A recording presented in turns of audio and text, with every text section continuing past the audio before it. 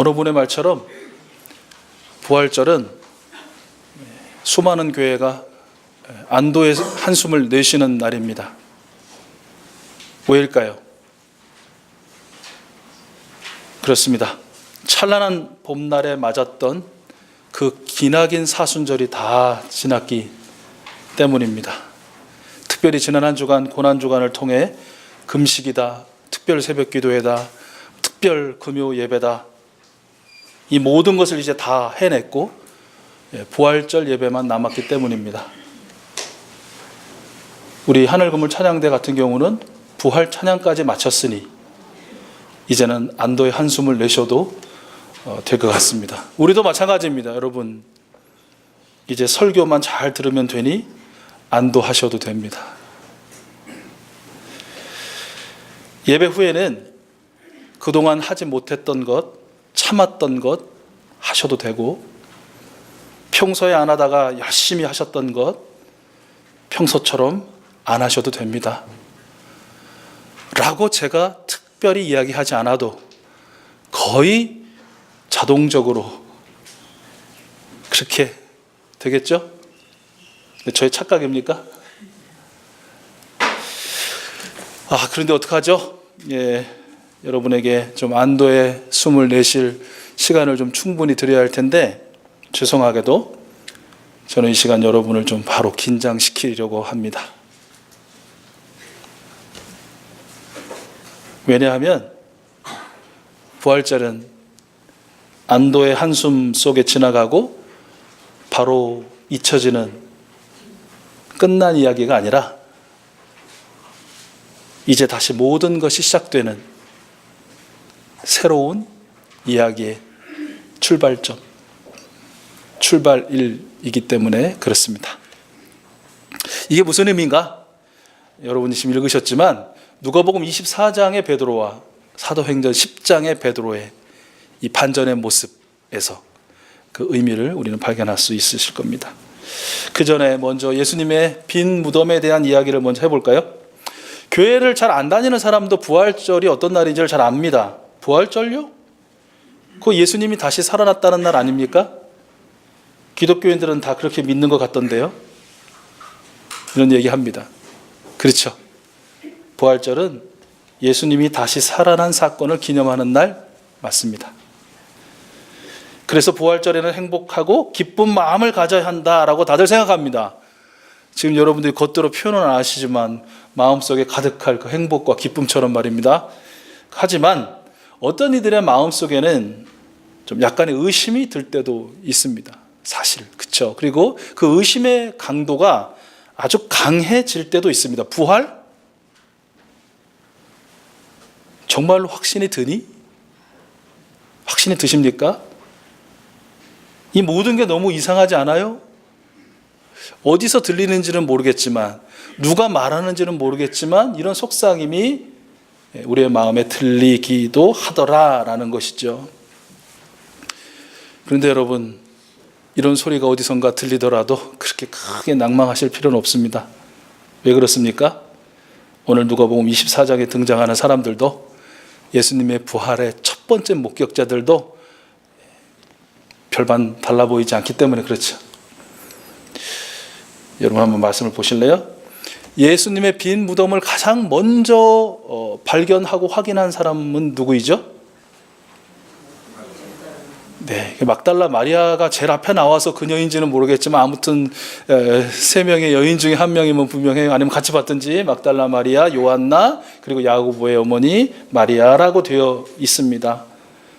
그네들은 예수님의 무덤 문이 열려 있고 예수님의 시신이 사라진 것을 발견한 첫 번째 목격자입니다. 그들의 반응은 어땠습니까? 당연히 사람이라면 놀라죠. 그리고 어찌할 바를 몰라 했죠. 당황해하는 것입니다. 그런 황당한 일을 지금 겪고 있는데 갑자기 또 어디선가 눈부신 옷을 입은 두 남자가 나타납니다. 거기다가 또 어떤 목소리로 했을지는 모르겠습니다. 그 눈부신 옷에 입은 남자다운 굵직한 목소리였는지, 옅은 목소리였는지, 얇은 목소리인지 모르겠지만 아무튼 예수님이 너희들에게 하신 말씀을 기억하여라. 또 이런 이야기까지 들려준단 말이에요.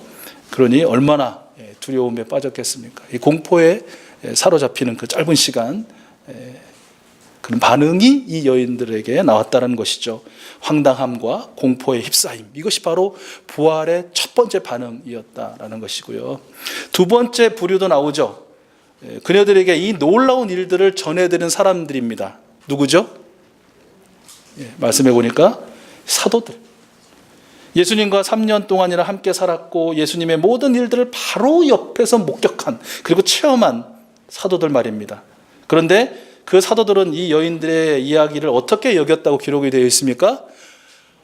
어처구니 없는 말로 받아들였다라는 것이에요. 말도 안 된다는 것이죠. 이 여자들이 지금 어디서 헛것을 보고 와서 헛소리를 한다, 뭐 이렇게 여기지 않았겠습니까? 부활의 첫 번째 반응이 이랬다는 것입니다. 말도 안 되는 어처구니 없는 일로 받아들였다는 것이죠. 마지막 세 번째 사람이 등장하는데 그 사도들 중에 누구입니까? 베드로. 그의 평소 성격답게 바로 확인해 나서죠. 바로 무덤으로 달려갑니다. 그리고 예수님의 그 빈 무덤을 확인합니다. 그런 다음에 베드로의 반응은 무엇이었나요? 참 이상한 일도 있구나. 이랬는지 뭐 좀 약간 더 흥분해서 얘기하는지 모르겠지만 아무튼 참 이상한 일도 있다고 하면서 고민하면서 어디로 갔어요? 집으로 갔어요. 집으로 돌아갔어요. 이게 부활을 첫 번째로 목격한 사람들의 반응이라는 거예요. 이게 별반 다르지 않다는 거예요. 대체적으로 이어갔다는 것입니다. 어떤 사람은 매우 당황스럽고 두렵기까지 한 일로 받아들이기도 하고요. 어떤 사람은 그냥 어처구니 없는 일로 그냥 넘기기도 합니다. 어떤 사람은 참 별일도 다 있지라고 하면서 무심하게 지나치기도 하더라라는 것이죠. 그런데 말입니다, 우리가 연이어서 읽은 사도행전 10장의 베드로의 모습을 보면 정말 이상하죠. 이렇게 얼마 전까지 참 이상한 일도 있네 하면서 예수님의 부활에서 그렇게 무심하게 반응하고 집으로 갔던 베드로가 지금 무엇을 하고 있습니까? 어디에 있습니까? 어떤 이야기를 하고 있죠? 어떻게 이렇게 반전의 모습을 보일 수 있을까? 단순한 목격자에 그쳤던 베드로가 이제는 어떻게 이렇게 부활의 증인으로 증언하는 삶을 살고 있었을까라는 것이죠. 그것은 바로 오늘 사도행전 10장 41절 말씀에서 그 이유를 우리가 알 수 있어요. 우리 41절, 사도행전 10장 41절 그 아래 단락에 있는 말씀 중에 41절입니다. 우리 같이 읽어볼까요? 시작. 그를 모든 사람에게 나타나게 하신 것이 아니라 하나님께서 미리 택하여 주신 증인인 우리에게 나타나게 하셨습니다. 그가 죽은 사람들 가운데서 살아나신 뒤에 우리는 그와 함께 먹기도 하고 마시기도 하였습니다. 이 말씀은 복음서 여러 군데 나와 있는데 특별히 누가복음 24장 39절 이하의 말씀의 요약이라고도 볼 수 있는데요. 내 손과 발을 만져보아라. 유령은 살과 뼈가 없지만 너희가 보다시피 나는 살과 뼈가 있다. 이렇게 말씀하시고 그는 손과 발을 그들에게 보이셨다. 그들은 너무 기뻐서 아직도 믿지 못하고 놀라워하고 있는데 예수께서 그들에게 말씀하셨다. 여기에 먹을 것이 좀 있느냐? 그래서 그들이 예수께 구운 물고기 한 토막을 드렸다. 예수께서 받아서 그들 앞에서 잡수셨다 라는 말씀입니다.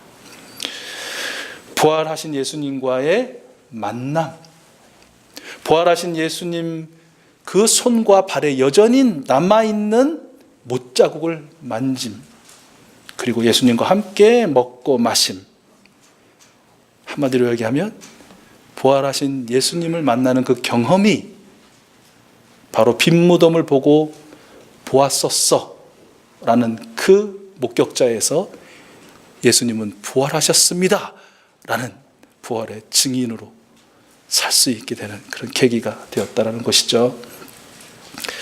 오늘 목사님이 예수님께서 십자가에 죽으셨다가 사흘 만에 다시 살아나셨습니다 라는 말씀을 전했습니다.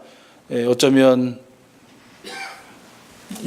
지금 여기보다 훨씬 더 다운된 사람들 다 한숨 쉬고 막 콧방귀 끼고 시큰둥하는 그런 반응이었다고 그러는데요.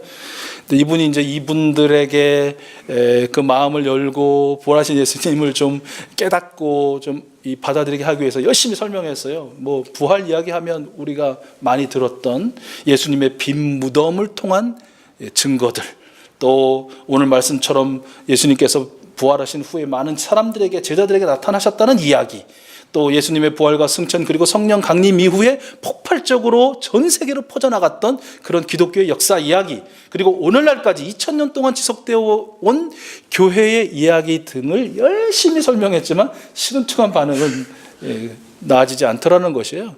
오히려 그 중에 한 사람이 도대체 그건 그렇고 당신은 예수님이 부활하셨다는 것을 어떻게 압니까? 이렇게 힐난조로 물어봤다는 거예요. 그래서 목사님 이렇게 대답하셨다고 합니다. 사실 저는 오늘 아침에 여기 오기 전에 부활하신 예수님과 30분 동안 오늘 어떤 말씀을 나눌지, 또 어떤 말씀을 전하면 좋을지 여쭙고 또 말씀 듣고 대화하고 왔습니다. 이렇게 말씀하셨다고 그래요. 저도 그와 같다라고 말씀드릴 수 있을 것 같아요. 부활에 대한 이야기, 부활절이 되면 어떤 지식적으로 이해시키기 위한 과학적인 여러 가지 증거들의 설명도 있지만 가장 정확한 건 바로 저 또한 이분처럼 예수님께서 저를 찾아오셔서 그리고 저를 인격적으로 만나 주신 이후로 말입니다. 물론 그 후로도 제가 그분께 나아가는 시간보다는 그분이 저를 찾아오는 시간이 훨씬 빈번했고 훨씬 더 길었고 훨씬 더 깊었지만 저는 그 예수님과 함께 만나 대화하고 때로는 그분 앞에서 울기도 하고 그분 앞에서 웃기도 하고 그분 품에 안기기도 하고 그분과 손잡고 걷기도 하고 뛰기도 하는 그분과 실제적인 경험을 했고 지금도 하고 있다. 이것이 제가 예수님이 부활하셨고 지금 살아계셔서 우리와 함께 계신다는 증거에 제가 드릴 수 있는 가장 확실하고 분명한 증언이라는 것이죠. 아마 여기 계신 분들도 마찬가지일 겁니다. 여기요, 저도 마찬가지입니다. 저도 부활하신 예수님과 만나서 관계를 맺고 있고 그분과 대화하고 있고 그분의 사랑의 능력에 잠겨 있습니다. 오늘 아침에도 그분 만나 뵙고 왔고요. 오늘도 여기 모든 익수수 가족들과 함께 예배하는 자리에 그분이 계심을 저는 봅니다. 그분의 음성을 듣습니다. 그분의 사랑의 손길을 느낍니다.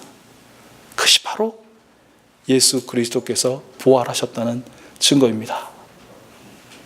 나의 증언입니다. 이렇게 말씀하실 분들이 많이 계실 거예요. 베드로가 그와 같았다는 것이죠.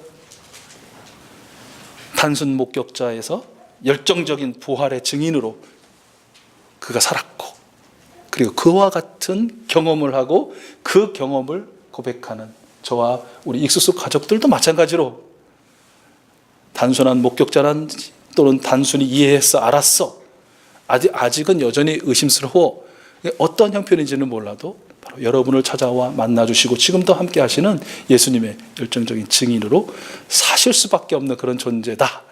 그런 존재가 되었다라는 이야기입니다. 부활한 예수님의 증인으로서의 베드로는 무엇을 증언했습니까? 오늘 말씀해 보니까요. 39절과 40절 말씀해 보니까 예수님은 십자가에서 죽으셨지만 뭐 하셨다고요? 부활하셨습니다. 43절 말씀해 보니까 예수님을 믿는 사람은 누구든지 죄사함을 받습니다. 즉 구원을 받습니다. 그리고 42절 말씀해 보니까 부활하신 예수님은 살아있는 사람들과 죽은 사람들의 무엇이 되신다고요? 심판자가 되신다. 예수님의 부활, 예수님을 믿음으로 구원받음, 그리고 마지막 날 그분 앞에서의 심판. 이것이 바로 사도 베드로의 증언의 내용이었다라는 것이죠. 그 증언이 바로 오늘 우리에게도 맡겨졌고 우리도 그 증언하며 살아야 된다는 것이죠. 그런데 한 가지 고민이 있어요. 이 시대가 달라졌고 문화가 달라졌고 대상이 달라진 오늘날 이 세상에서 나는 그러면 그 증언을 어떻게 들려줄 수 있고 어떻게 보여줄 수 있을까라는 것이죠. 여러분 어떠십니까? 저는 며칠 전 진실과 부활 경험이 필요한 어떤 모임에서 어떤 한 분의 이야기를 들었습니다. 그분이 이렇게 얘기하더군요. 기독교인들은 세상의 소금과 빛이 되어라 라고 가르치고 또 기독교인들은 그렇게 살겠다고들 하더군요. 그런데 당연하겠지만 기독교인 여러분의 몸이 녹아야 맛을 내고 기독교인 여러분이 태워져야 빛을 비출 수 있을 것입니다. 그런데 지금 여러분은 그렇게 하고 계십니까? 기독교인 여러분은 지금 희생하고 있습니까? 이렇게 묻더라고요. 그분의 말에 참 마음이 많이 아팠습니다. 그 소리는 저에게 이렇게 들렸기 때문인데요. 기독교인인 당신은 딱딱하게 굳은 소금 덩어리요, 심재가 없는 파라핀 덩어리가 아닌가? 그 모양은 그럴싸하고 근사해 보이지만 경건과 부활의 능력은 없는 존재가 아닌가? 부인할 수 없는 뼈아픈 세상의 지적이었고, 그 뒤로 계속 매일처럼 숙고하고 있는 또 사실이기도 했습니다. 그러면서도 한편으로는 힘이 빠지고 주눅이 들고 또 마음이 어렵기도 하지만 또 제 마음 한켠에서는 빛이 비춰지고 있었습니다. 힘과 용기가 막 쏟고 있었어요. 왜 그러냐 하면 제 주변에서 그 세상의 지적에 대한 깊은 고민을 가지고 부활의 증인으로 살고 있는 사람들을 만나기 때문입니다. 제가 이 몇 가지 사례를 좀 말씀드리려고 하는데요. 어떤 분은 이제 혼자서 두 딸을 양육하기 위해서 회사 영업직원으로 일하는 그런 집사님이 계십니다. 그런데 그분은요, 실적이 좋지 않아서 관리자한테 아주 자주 지적을 들어야만 했습니다. 관리자는 당신은 너무 양심적이에요. 일 그렇게 하면 안 됩니다. 그 실적이 매일 꼴찌잖아요. 건수를 못 올리고 있잖아요. 라고 그렇게 다그쳤다고 해요. 적당히 하셔요.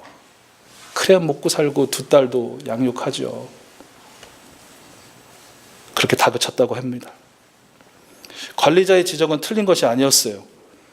그 집사님은 절대로 남을 속이거나 억지로 강요하며 영업할 수는 없었습니다. 그저 언제나 주님과 함께하는 마음으로 주님을 대하듯 고객들을 대하고 주님의 법대로, 말씀대로 영업을 했습니다. 그 후로 그렇게 계속 영업한 집사님은요, 지금 그 회사 사원 중에 실적이 꼴찌입니다. 여전히요. 그 집사님은 하나님이 주신 양심의 법을 지키며 사는 것을 조금 더 넉넉한 삶을 사는 것보다 더 우선순위에 두었기 때문입니다. 그녀 스스로가 신하는 것처럼 자신은 죄와 사망의 법에서 해방시켜 주신 부활의 주님을 믿기 때문이다 라는 것이죠. 그리고 또 한 성도는 우직함 그 자체입니다. 매주일 하나님의 말씀을 자신에게 주시는 명령으로 받아들입니다. 그리고 그 말씀에 어떻게 해서든지 순종하려고 애씁니다. 보통은 나보다 그 누군가가 들어야 했고 이 말씀을 듣고 그 사람이 편했으면 했는데 라는 마음으로 듣는 데에 반해 한 말씀도 놓치지 않고 다 나에게 주는 말씀으로 받더라라는 것이죠. 그 성도에게 주어진 환경은 다른 그 어떤 환경보다 말씀대로 살기 어려운 지경이에요. 상급자에게는 무조건 복종해야만 하고요, 다른 생각할 수 없을 만큼 분주합니다. 그럼에도 불구하고 그 성도는 내게 주신 하나님의 말씀을 반드시 지키려고 노력합니다. 마음이 청결한 사람이죠. 하나님 앞에서 단순하고 깨끗한 사람입니다. 하나님이 하라 하면 하고 하나님이 하지 말라고 하면 안 하는 것입니다. 그의 고백처럼 그의 옛 자아는 십자가에 죽었고 새로운 피조물로 다시 태어나게 하신 부활하신 예수님을 믿기 때문이다라는 것입니다. 마지막으로 한 장로님이 계신데 이 장로님은 매일 하루도 쉬지 않고 기도하고 있는데요, 특별히 북한 교회의 부활을 위해서 기도하고 계십니다. 북한에는 수많은 순교자의 피가 뿌려졌고 그 위에 세워진 교회들이기에 지금은 무너졌으나 지금은 없는 것처럼 보이나 이제 곧 다시 세워질 줄을 믿으시기 때문입니다. 그런데 이런 확고한 믿음을 가진 그 장로님에게도 고민이 하나 있습니다. 북한에 다시 세워질 교회가 지금 우리나라의 교회와 같은 모습이어도 괜찮을까라는 그런 고민입니다. 과연 북한 교회의 부활에 기여하겠다고 벼르고 있는 우리나라의 교회들이 예수 그리스도의 부활과 함께 다시 태어난 교회가 맞는가? 물질적 풍요의 만몬신을 가루처럼 부수고 하나님만을 섬기는 교회가 맞는가? 자칫 왕조와 같았던 김씨 독재 일가의 자리에 하나님이라고는 부르지만 실상은 만몬신인 물신을 올려놓는 것은 아닐까. 시기하지 않고 교만하지 않으며 무례하지 않고 자기의 유익을 구하지 않으며 성을 내지 않으며 원한을 품지 않는 그 사랑의 은사를 가진 교회가 맞는가? 자칫 수많은 교파, 교단, 개별 교회로도 나뉘어져서 싸우고 다투고 결국은 진흙탕 같은 북한 교회 환경을 만들지는 않을까? 극단적인 양극화 현상으로 표출되는 이 시대의 많은 문제들이 빈곤, 불평등, 차별, 혐오, 대립, 인간성 상실, 생태계 파괴 등의 이름으로 우리 안에 축적되어 있음에도 불구하고 우리나라의 많은 교회들은 정의와 평화와 생명의 길을 걷지 못한 채 오히려 교회 안위들만을 추구하고 있지는 않은지, 그 추구함이 그대로 북한 교회에 전해지지 않을까 하는 아주 깊은 고민이 매일처럼 하고 계십니다. 그래서 그분에게는, 그 장로님에게는 북한 교회의 부활을 위해서 먼저 우리나라의 교회가 다시 부활해야 한다, 온전히 부활해야 한다라는 간절함이 있다라는 것이죠. 완전히 예수 그리스도께 사로잡힌 교회, 감히 성령 하나님 앞으로는 한 걸음도 내딛지 않는 교회, 철저히 순복하고 순종하는 교회가 되기를 그분은 기도하고 계셔요. 그리고 당신부터 그런 한 사람의 교회가 되기 위해 치열하게 노력하고 계시다라는 것이죠. 장로님은 매일 부활하신 예수님과 관계를 맺고 계시고 또 부활하신 예수님을 경험하고 있기 때문이다 라는 것입니다. 여러분, 이게 누구 이야기일 것 같아요? 어느 교회 이야기일 것 같아요? 바로 여기 계신 여러분들의 이야기이고, 우리 익수수 교회의 이야기이고, 우리 한국교회의 이야기입니다. 부활하신 예수님을 믿고 늘 함께 사시는 여러분이 예수님의 십자가의 죽으심과 부활, 죄사함과 구원, 그리고 마지막 날의 심판의 메시지를 들고 소금과 빛으로 사는 부활 증인의 삶으로 세상에 지금 선포하고 계신 것이고요. 그리고 끝이 아닌 새로운 시작인 오늘 이후로 계속해서 그런 삶을 살게 되실 줄로 믿습니다. 이게 존 파웰이라는 분의 말인데요. 기독교 전승 많이 있잖아요. 그 전승 중에 하나가 이런 전승이 있는데요. 그것은 하나님께서 사람을 이 세상에 보내실 때는 각 사람에게 세 가지를 주신다는 거예요. 첫 번째, 특별한 메시지. 두 번째, 특별한 노래. 세 번째, 특별한 사랑의 능력. 그래서 그 사람 외에는 메시지를 전할 수 없고 그 노래를 부를 수 없고 그 사랑의 능력을 발휘할 수 없더라라는 것이죠. 왜냐하면 하나님께서는 그 사람에게 그 메시지, 그 노래, 그 사랑의 능력을 맡기셨기 때문이다라는 것입니다. 여러분, 2019년 부활절을 맞으며 새로운 출발선에 서신, 다시 죄송합니다. 더 좀 안도의 한숨도 내쉬시고 더 드시고 더 마시고 조금 더 노시고 더 쉬셔야 되는데 다시 좀 긴장의 끈을 쥐어들어 죄송하지만, 여러분, 새로운 출발선에 서신 부활의 증인되는 여러분에게 우리 하나님께서 여러분에게만 주신 메시지는 무엇이고, 여러분에게 주신 노래는 무엇이고, 여러분에게 주신 사랑의 능력은 무엇인지 오늘 꼭 다시 발견하실 수 있기를 바라고, 여러분이 아니면 결코 선포되지 않을 메시지를 여러분을 통해서 선포하시고, 여러분이 아니면 불릴 노래가 아닌 그 노래가 여러분의 입술을 통해서 불려지고, 여러분이 아니면 발휘될 수 없는 사랑의 능력이 여러분을 통해서 발휘될 수 있는 그런 은혜가 오늘 저와 여러분의 있기를 진실로 소원하고 또 간절히 기도합니다.